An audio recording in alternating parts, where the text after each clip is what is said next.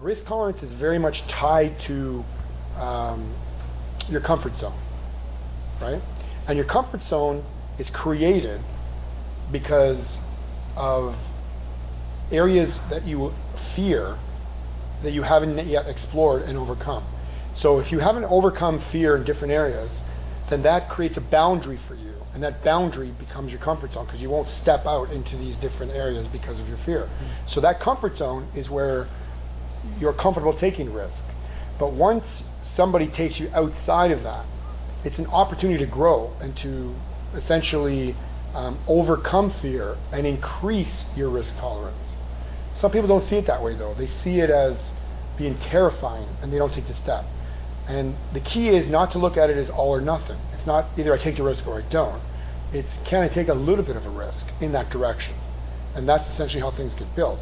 You don't go 0 to 100, you go 0 to 10, and you go to 20, then you go to 30, and eventually you get somewhere near 100, and that becomes part of your comfort zone. I think risk is also part of the cost of change. You know, anytime we're caused to have to stretch and do things in a new way, we're vulnerable, we're exposed, we're doing something we've never done before, or maybe in a way that we've never done before. We can't come with the assertion and authority that we can accord to things we understand. Right? So the willingness to embrace risk is a bar to entry for growth.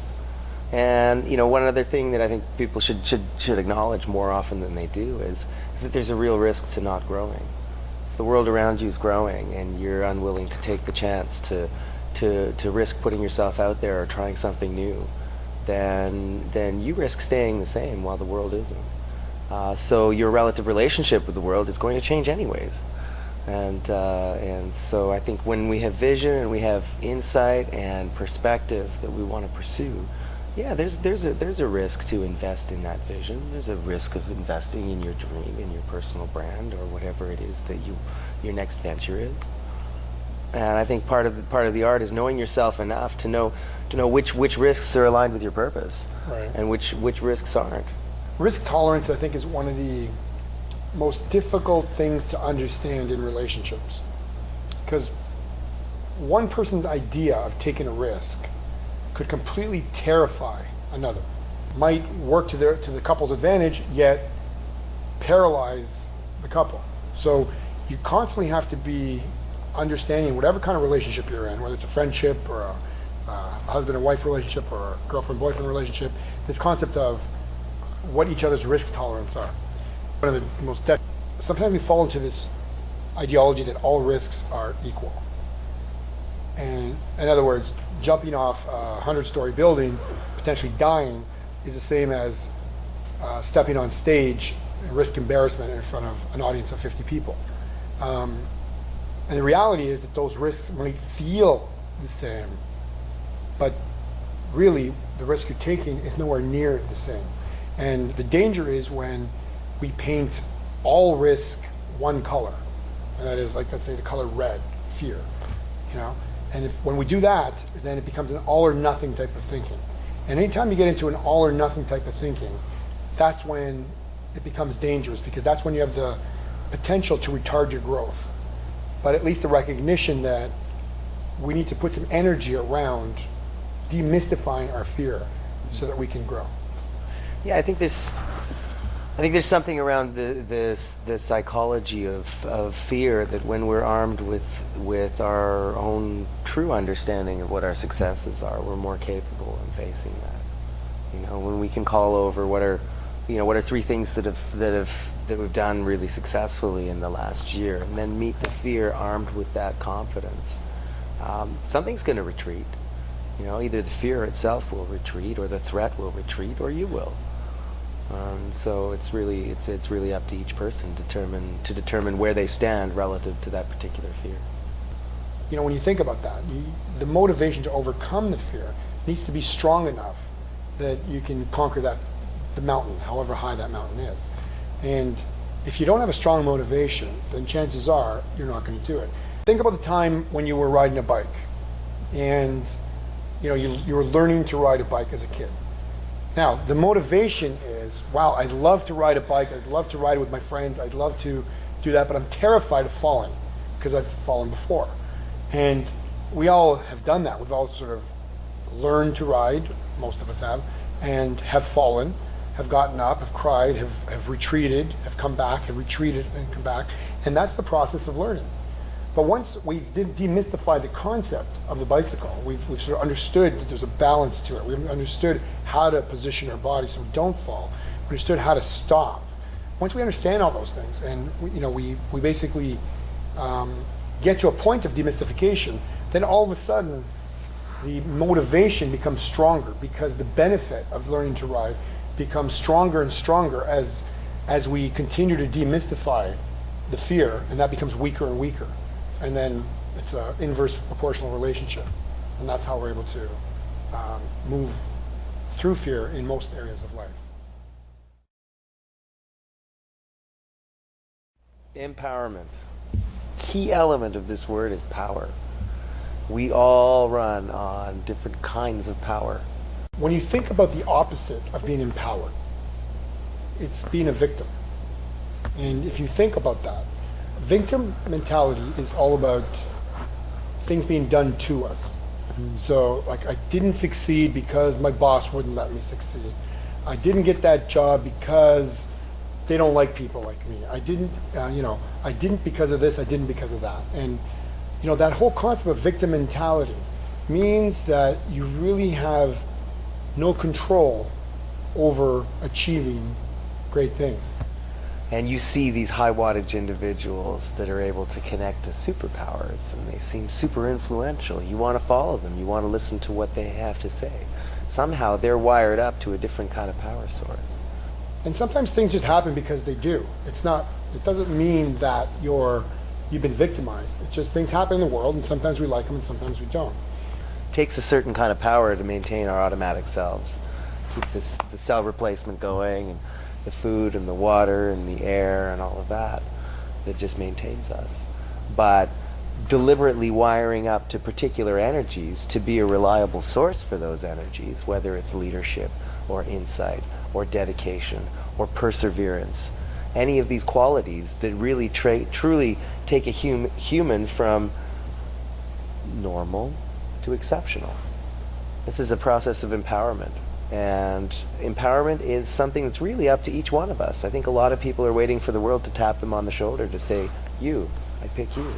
But if you take this concept of being a victim and sort of move across the scale to the other side, being empowered, right?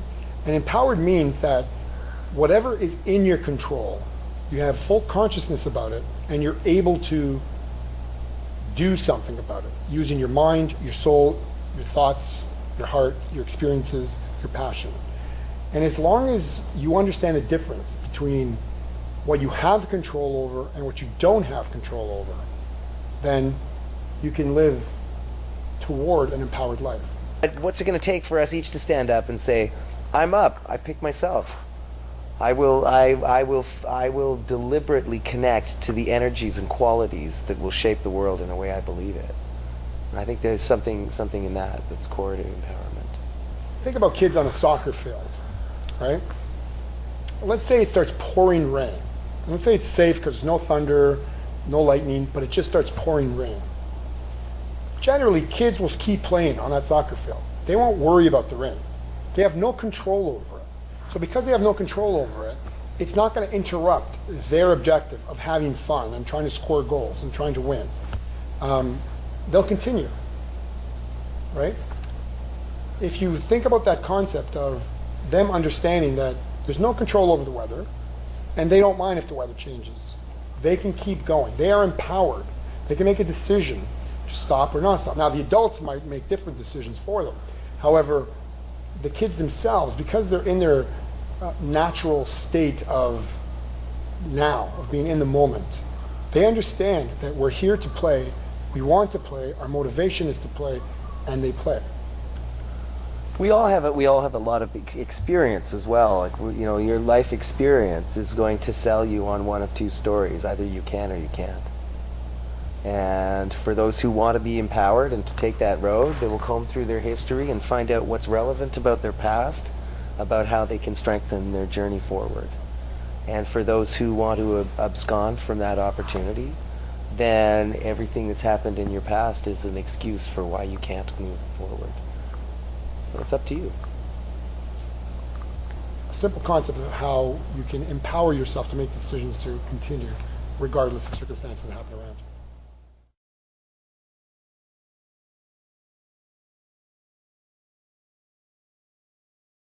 We will follow people that we believe are authentic and that resonate with our cause.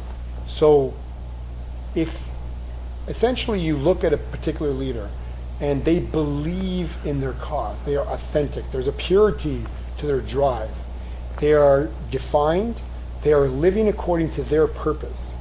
They've recognized their purpose, they understand their purpose, they make decisions according to their purpose, and they share that purpose with others.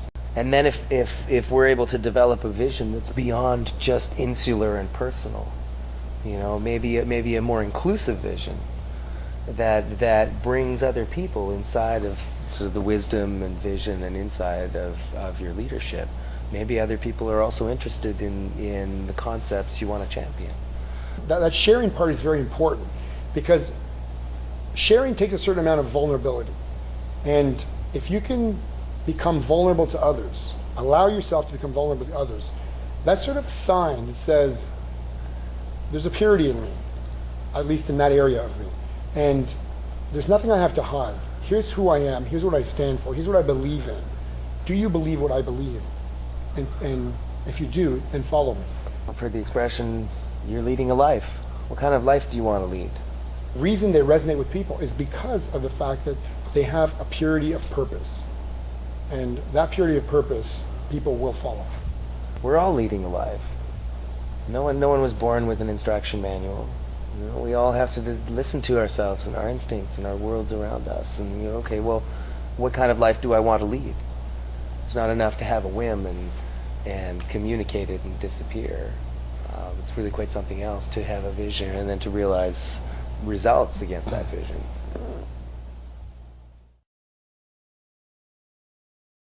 When facing the unknown, the biggest connecting element to the unknown is fear. And typically, what we're afraid of, at some level, is getting hurt. Whether we fall off the horse and get back on, afraid of getting hurt physically. Whether we've been in a relationship and been through a divorce or through a breakup, a terrible breakup, being hurt emotionally. Whether we've been somehow at some level abused psychologically, being hurt, being afraid of that psychological abuse. And sometimes what we forget is that the hurt that's happened to us in the past does not predict a hurt that might happen in the future. And I think that's what paralyzes us. What inevitably happens is we somehow connect those two. Myself, I've been through a divorce that I consider was a terrible divorce emotionally for me in terms of the consequences. A lot of it had to do with a lot of my past and things I had to face, the fears I had to face, and the worries and concerns I had to face. But what I realized is for the first little while after my divorce, it tainted my relationships with women. I had a hard time trusting. People that get divorced will tell you trust is one of the most difficult things to have after the fact. And after I did some work, what I realized was basically there are hundreds of different people out there, millions of different people out there, and not one of them are the same. Not one of the two of us are the same. And so just because something happened in the past, it doesn't forecast the future. There are new relationships, new connections. People get new wisdom, as I did out of my divorce. And so you're a different person. And you get to connect with people in a very different way. So this concept of demystifying the future fears, the idea of not using the past to project fear into the future, is a crucial building block to overcoming this unknown concept. What's there? In order to demystify the future, you really just have to get in the game. You just really have to trust in the wisdom you have built in as a result of your hurts in the past, and take that trust in yourself, take that wisdom that is inherently there, whether you believe it or not, and engage in the future as if you're engaging for the first time. And so we're in this society where, we're asked to compartmentalize our lives, that we have our social life, we have our work life, we have our family life, we have our friend life, we have all these different quote-unquote lives. We're asked perhaps to compartmentalize some of us, put this in one compartment, a relationship with a spouse or a girlfriend or boyfriend, put this in another department, a relationship with our kids, with our families, with our friends, with work, with our boss, with our work colleagues. There's all these little compartments, and compartmentalizing is useful at times because sometimes there's a lot of things that are happening in one area in your life, and you need to put it in a compartment just to contain it so you can move on with other areas because it may be physically draining, emotionally draining. However, for the most part, the concept of compartmentalizing, as useful as it may be, there must be an interconnectivity throughout that. Yeah, I think it's also important to recognize the common values that shine through the various different demands that come into our lives. So if I decide I will be a diligent and trustworthy person, then I need to conduct myself at home in a diligent and trustworthy way, and I need to conduct myself at work in a diligent and trustworthy way, and my teammates on the soccer field will need to know that I'm a diligent and trustworthy player. And when I'm jamming with musicians and we go off into the unknown, we have to trust what we're each going to do if it's not going to fall apart. Because we are one human being, full of wonderful emotions and potential and capabilities and thoughts and feelings, and to basically try to segregate these thoughts, feelings, and emotions in different compartments is very unnatural. And the fact that we are one person, the more honest we can be with who we are, the more purposeful we can be about the decisions we're making according to our purpose, then people will start seeing this thread throughout who we are. That no matter which area of your life you're in, they will see a similar person. So you're not one person at work and one person at home and another person with your kids and another person at play. You end up being the same person. Because we are anyway. So any work we do to try to stop that is like working backwards. It's like using energy to work against who we naturally are. And we very much want to inspire people to be their natural selves according to their purpose and living with their purpose. Building a sense of identity around what are the common themes in the apparently disparate elements of life help us understand who we are at core and it's not really the paradox it appears to be when we need to be behaving differently in different circumstances. Doesn't have to be a compromise of who and what we are. I definitely did this through the course of my career, because I started my career with the premise of my career being it's about work-life balance and about being able to have a rich and rewarding life outside of my work life. And initially that led to compromise in quality of my level of engagement in at work. I settled for doing a function that was a lot more basic than I was capable of doing, because I was spread thin. I was focused on different aspects of life. I realized that I actually had the power to live the purpose I was setting aside time for in the evening during the day, and that it's important to rock by day and by night if you really want to rock. Then my life changed. All of a sudden I felt the imperative to lean into it more, to create a greater impact in anything that I do, and see that it's all connected. Every hour of your day is worth something. And you're not being fair to yourself or your purpose if you're dismissing parts of it as being less relevant than the rest. The number of people that have unrealized or untapped genius it's mind-blowing. And helping people recognize, well, what is that strength? How can I bring it to the table? How can I be more at one with that which makes me at one? I think that's a valid question for all of us.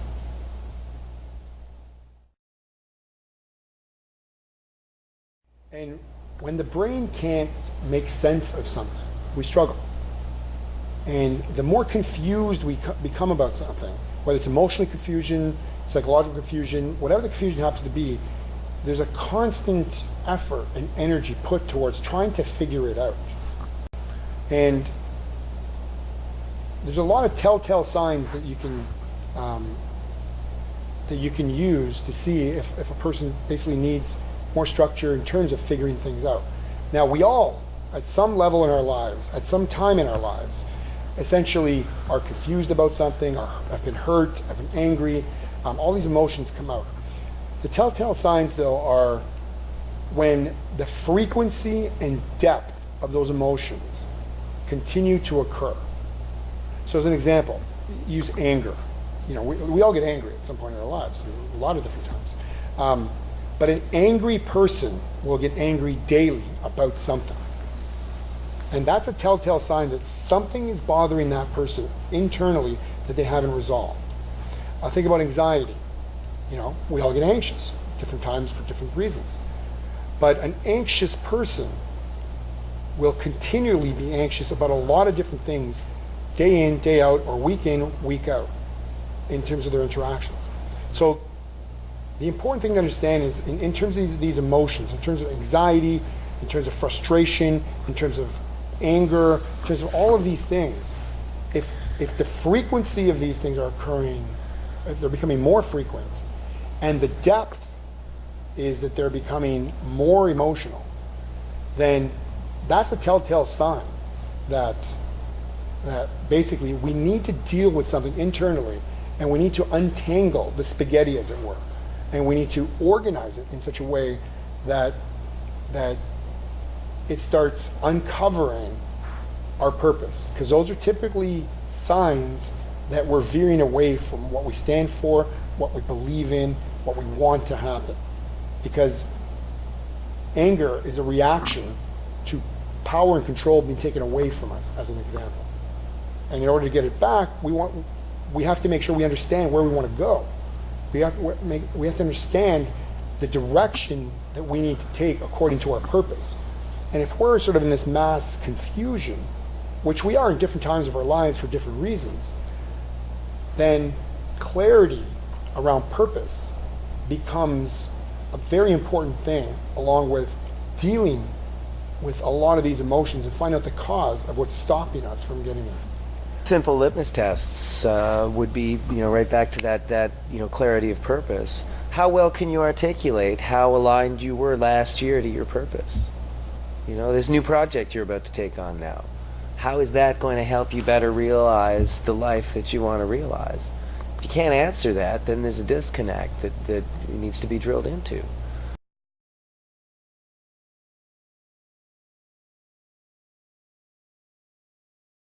We are our worst enemies when it comes to our limits.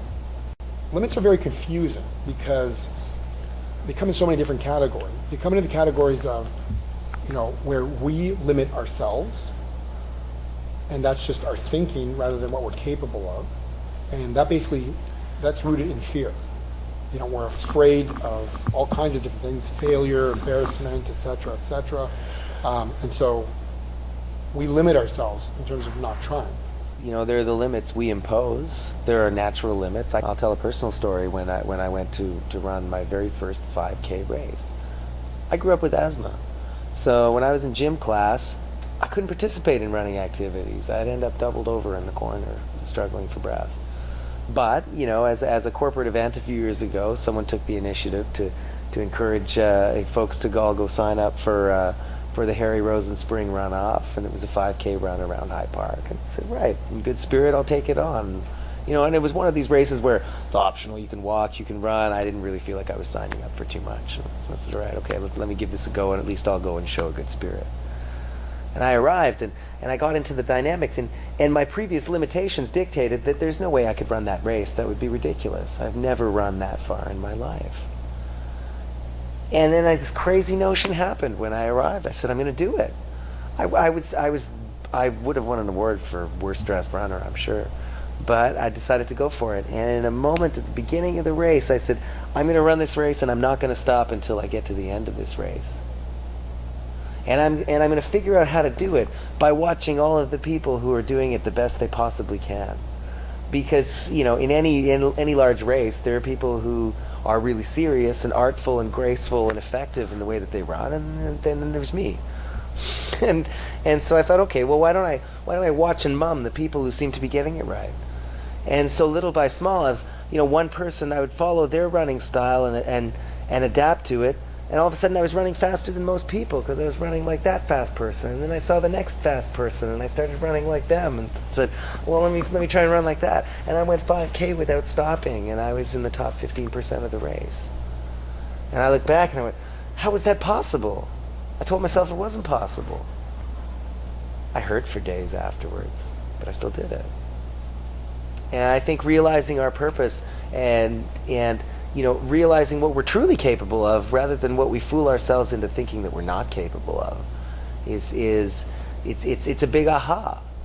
And we can all have those aha moments and figure out what's on the other side of that aha.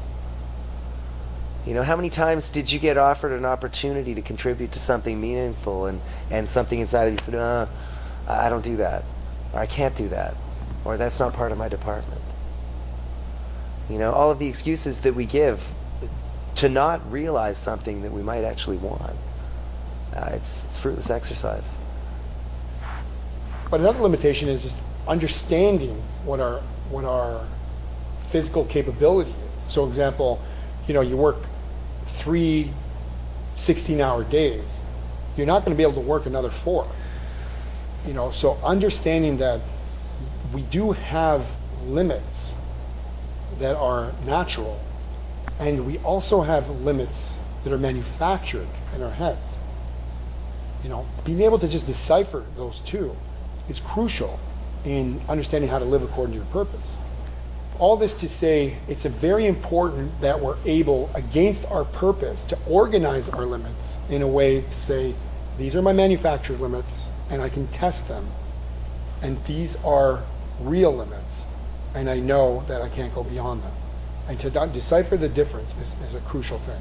I think one example I'd like to use is, you know, all parents will tell you that children understand how to test limits, right? And what's beautiful about this, and also what drives people crazy, is that children will understand that you have set a limit for them, but will constantly test it and push it and tug at it and try to cross it, because they're exploring and they're experimenting. They're trying to decide, you know, what's this world made up of, and how do I understand where I can fit, where I can go, where I can't go. You know, basically their parents tell them, their caregivers tell them. And so what happens is they're continuously testing these limits. And I can tell you, I don't have children, but I have 2 beautiful nieces that I adore.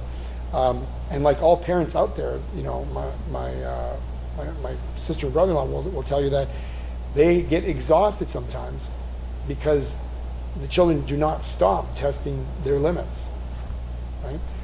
But on the other hand, I find it a very beautiful thing because they are developing as they are going. They are not self-imposing these limitations in their heads. They're actually saying, you know what? My parents say that's a limit. Maybe others say that's a limit. I'm not sure that's a limit. Let me check it out. Let me push it. And you know, to all parents out there, to parents' demise almost. But at the same time, they are discovering themselves, and they are discovering the world, and they're discovering what's possible through real practice.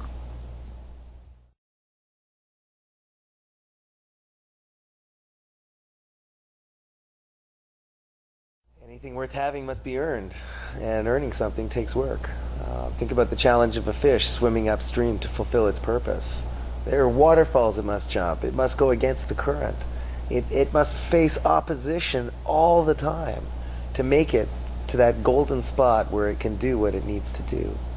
And there are different ways of elevating inside of an organization or inside of a social context or dynamic. And I'm not saying that everyone should have sharp elbows and aggressive attitude and put other people down and, you know, trample on the heads and shoulders of others. But as we adamantly pursue the path that's right for us, we can expect a lot of resistance to test us and shape us, to help us see that, yeah, this is something we still believe in. This is what we still believe is worth working for. And in the very act of overcoming resistance, we realize how true we are. Where it takes work to achieve your purpose. And when we think about our purpose, you think of anything you achieve. I challenge any of you to try to create something without a work effort. To challenge the status quo, to have the courage of a conviction that might be unconventional. That's not the work of complacency. That's not congeniality that says, okay, everybody must be happy and we're just going to keep things exactly the way they were. It takes interruptive courage. That we struggle and we work and we put effort towards living a life of purpose in order to become fulfilled. And I think that fulfillment is an incredible thing.